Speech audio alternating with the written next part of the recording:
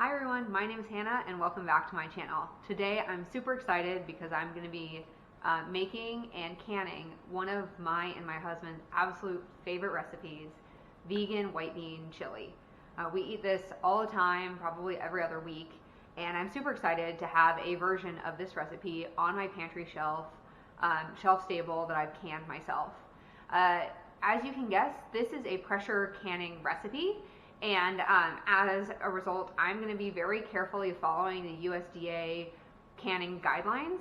And so the way that they have set it up is that the USDA gives instructions for how to make just about any type of soup that you want, as long as all of the ingredients in your soup have their own pressure canning guidelines. So I've checked everything in this soup for me. Has a USDA pressure canning guideline, and so this is safe for me to can. It basically has what I'm going to do is I'm going to be at my elevation. I'm going to be pressure canning at 12 pounds for 75 minutes because I'm going to be canning in quarts. So check the guidelines for your area. I want to put a disclaimer: I'm not a master canner. I'm just a person who is trying to make food for their family. So, as I said, this is vegan white bean chili. It's one of our favorites, and I'm going to get started. I'm actually going to be making a triple batch today because we love having this so much that I want enough not only to can, but also to have maybe extra for dinner tonight or to put in my freezer. So, I'm going to start with just a tiny bit of oil. For canning recipes, you want to avoid having too much fat because that can interfere with the actual canning process. But I'm just going to put a tiny bit of oil on the bottom of my pot so that I can saute some onions.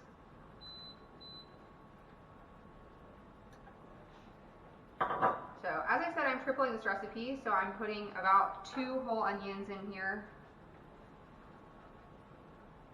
And I'm going to saute these up with 3 cans of diced chilies. And these are just ones that I bought from the grocery store. So I've got my onions and then 3 cans of diced green chilies. It's at this point that if you'd like, you can add in a jalapeno into this recipe. I prefer to just make this as it is and then add additional like hot sauce at the table. I made the mistake once of adding a whole jalapeno into this recipe when I was just making a single batch, and that was a really high spicy jalapeno. So now I just stick to making the recipe without it and then adding it in later.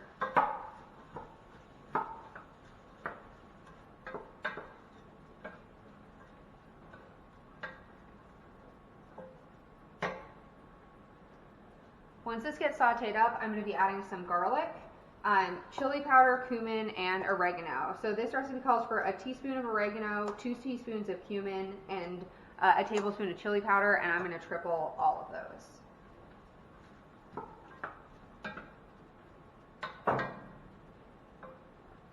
So I'll come back to you when my onions and green chilies are all cooked, and after I've added in my spices.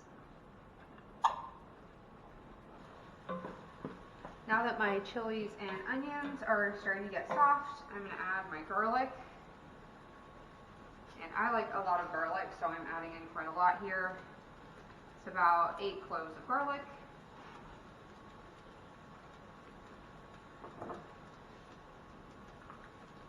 Because I'm tripling this recipe, I'm going to do 2 tablespoons of cumin,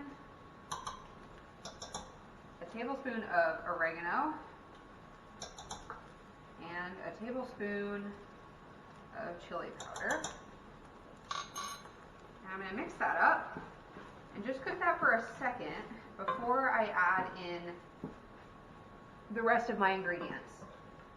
Now normally if I wasn't canning this recipe at this point, I would cook this a little longer, and I would definitely be cooking all of the other ingredients longer, but since I'm going to can this and it's going to cook in the actual jars for the time that I'm pressure canning, I just really need to get all of these ingredients hot. I don't really need to worry so much about cooking them now. So the next thing I'm going to add is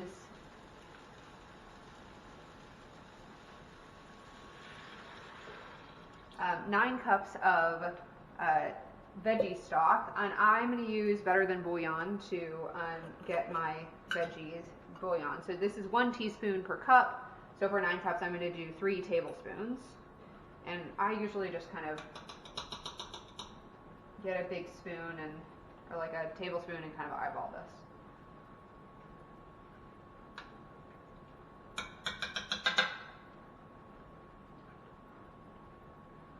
Go. And I'll add in the rest of the water. And then I'm going to add in my white beans. So I basically do an equal amount of water to beans, and I have prepared the beans the way that the USDA recommends. So the way they recommend is to soak your beans overnight, 12 to 18 hours, and then boil them for 30 minutes and then drain. So that's what I've done. My beans just finished their 30-minute boil time. I'm going to take them and put them all into my pot. And then I'm going to add my zucchini and my corn.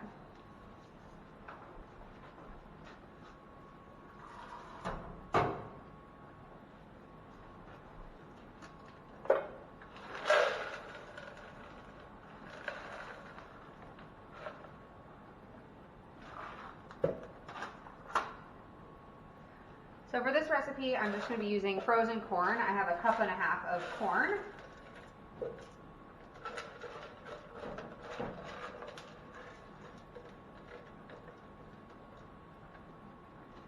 And then I'm going to be using this zucchini that I cubed and froze.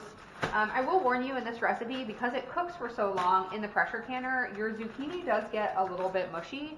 I actually prefer it that way, but if you prefer a more toothsome zucchini, I would recommend keeping this out and then adding it in after you take it out of the jars.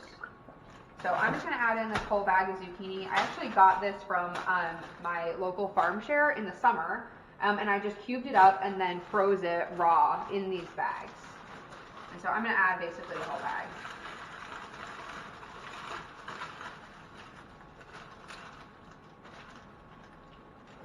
If you've ever been a part of a farm share, you know that during the summer, you have zucchini growing out of your ears. So this is a really great way to use that up. So the last ingredient that we're going to need to add in here is about a tablespoon of lime juice per serving. So that would be, for me, 3 tablespoons. And I'm going to, basically all you need to do to make this safe to start the canning process is bring it up to a boil and boil for 5 minutes. So I'm going to bring this up to a boil. I'm going to have it boil for 5 minutes. Then I'm going to get my cans and my pressure canner all set up, and I'm going to add the lime juice at the very end. So this is almost ready to go in the cans. I just need to boil it for 5 minutes, and then I'll come back to you when I have my pressure canner set up and then my cans out. This is a hot pack recipe, which means the cans need to be hot, the pressure canner needs to be hot, and the soup needs to be hot. So I'm gonna take my hot cans, which are actually or my hot jars, which are in my dishwasher right now, getting hot and clean, and we will hot pack these once this is finished. It's 5-minute boiling time, and the jars are out of the dishwasher. So I'll see you in a few minutes. Hi everyone, welcome back. I just got my jars out of the dishwasher. They're nice and hot, and they need to be hot because I'm doing a hot pack method. So hot jars, hot soup, hot canner. So I have my soup here. You can see it's full of all my lovely things, and it's relatively thin. You can see there's a lot of liquid in the soup, and that's really good for canning because that makes it a lot easier for the heat to actually penetrate all the way through the jar and make sure the jar gets to a safe temperature for canning. I filled my pressure canner with 3 quarts of water and just a little splash of vinegar to keep from having hard water stains on my jars. And I brought out my instruction booklet from my pressure canner. So this is a 23-quart Presto pressure canner. I've had a really great experience with it so far. And every time I pressure can, I make sure I bring the instructions out and follow them carefully. That way I know that I'm doing everything safely. So I filled my canner with 3 quarts of hot water, and you guys can see in there, it's actually a very small amount of water. The water only goes up to about right there, which is the first line. You maybe can see it. It's kind of hard to see. The first line on the canner down there, and that is the correct height for pressure canning, because we're actually using the steam and not the water to transfer heat into the food. So I've got my everything ready to go, and I'm going to fill my jars. And I'm just going to start. The instructions recommend filling your jars basically halfway with solids, and then covering that with liquid. So I'm going to do my best to just get the solids, fill the first half of the jar, and then fill the rest with liquid. That way I know I'm going to have good heat transfer through the jar. And these go up to 1 inch of headspace, so 1 inch between the top of the jar and the liquid. And the way you can know for sure is by using this handy little gadget, and I'll show this is 1 inch mark. So you see there, I've got about 1 inch of headspace. So I'm just going to go ahead and fill the rest of these jars. And I like to fill them, I've got just a baking tray with a dish towel on top of it, and I just find that's easiest for cleanup and for me to keep all the jars, move them easier and stuff like that. So I'm just going to fill the rest of these jars. I'm doing 7 jars to start because that's how many fit in my canner.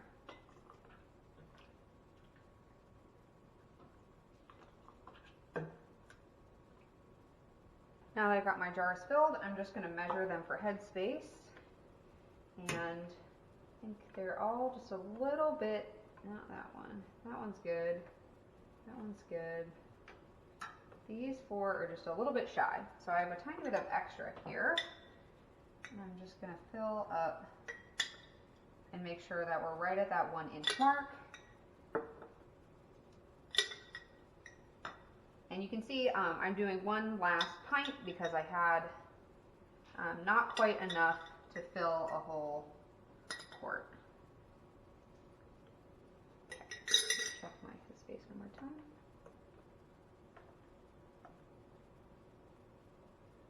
I'll get more here.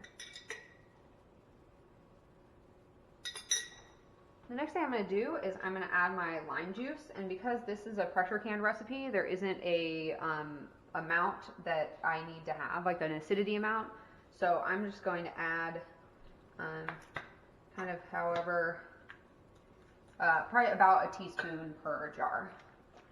And this is just for flavor.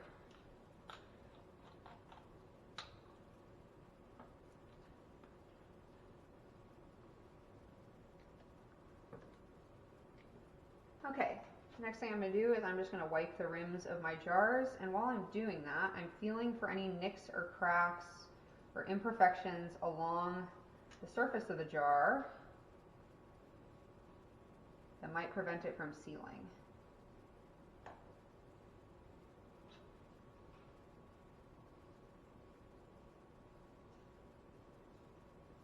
These all feel good. Just going to run over them one more time.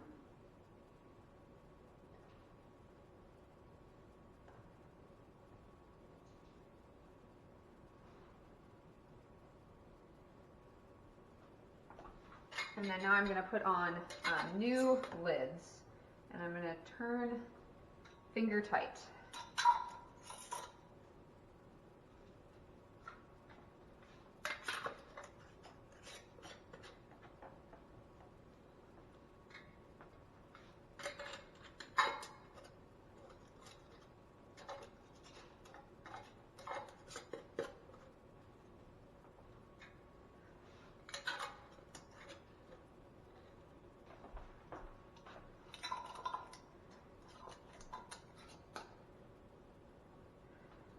Now I'm going to transfer the jars into my canner.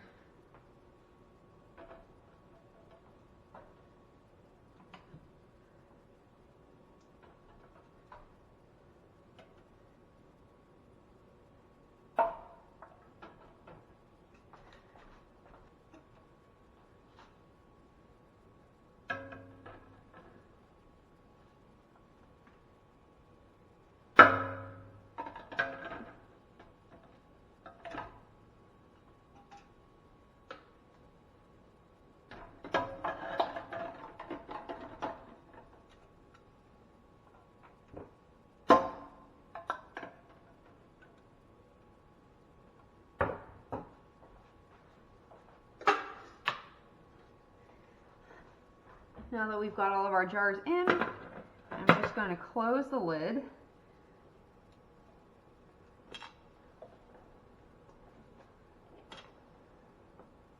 And now I'm going to wait until I start seeing steam blowing out of this hole. All right, we've had about 5 minutes at high heat, and you probably can't see it on camera, but there is a steady stream of steam coming out the top of my canner. And that means I'm going to set my timer for 10 minutes. It needs to steam, have a steady stream of steam for 10 minutes, and then I can put on the weight. Once I add the weight, I will wait until my pressure dial gets up to 12 pounds. I am at 2,000 feet of elevation, so I need to pressure can at between 12 and 15 pounds or above 12 pounds. So I'm going to put my timer for 10 minutes for this to vent, add my weight, wait until the pressure gets up to 12 pounds, and then I'm going to start a timer for my canning time. Normally soups require 75 minutes for quart cans, but because I have squash in my soup, which normally requires a 90-minute can time, I'm going to do this soup for 90 minutes. So I'm going to do all that, and then I will be back to you when I take these out of the canner. Okay, when my 1.5 hour timer went off, I turned the stove off, and I've been letting my canner sit here for about an hour, just cooling down. The pressure indicator has gone to 0. This is like a little pop-up pressure indicator has gone down. I've taken the weight off, and I've just let it sit. And now I think we're just about ready to open. So I'm going to open the canner and lift the lid away from myself in case there's any residual steam.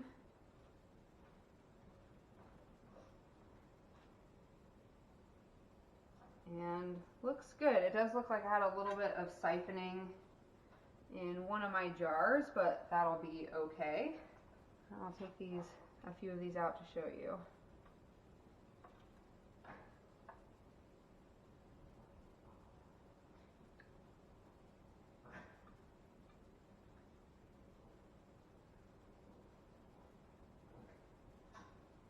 So there you go, home canned vegan white bean chili.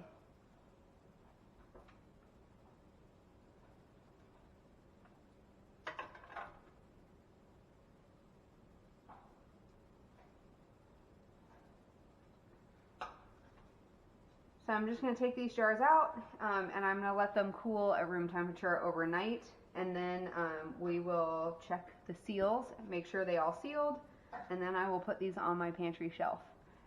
Alright, it's been 24 hours, and here is our soup. As you can see, the lid is loose now because the jar is actually sealed the lid is sealed onto the jar. And hopefully you guys can see all of the yummy goodness in there. And one of the things I really like about this recipe is that some of the white beans kind of break down and they make the broth thick and really kind of creamy.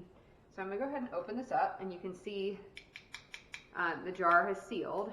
So I'm just going to open it up using my can opener.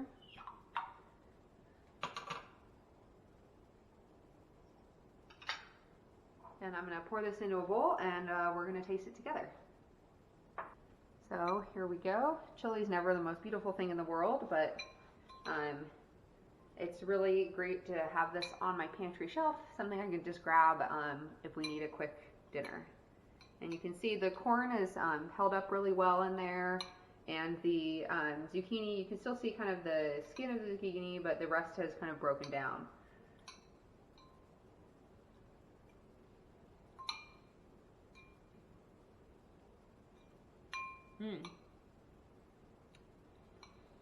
Yeah, this is really good.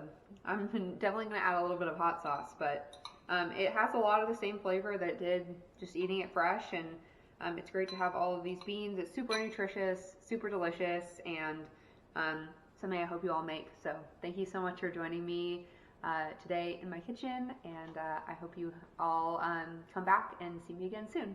Thanks.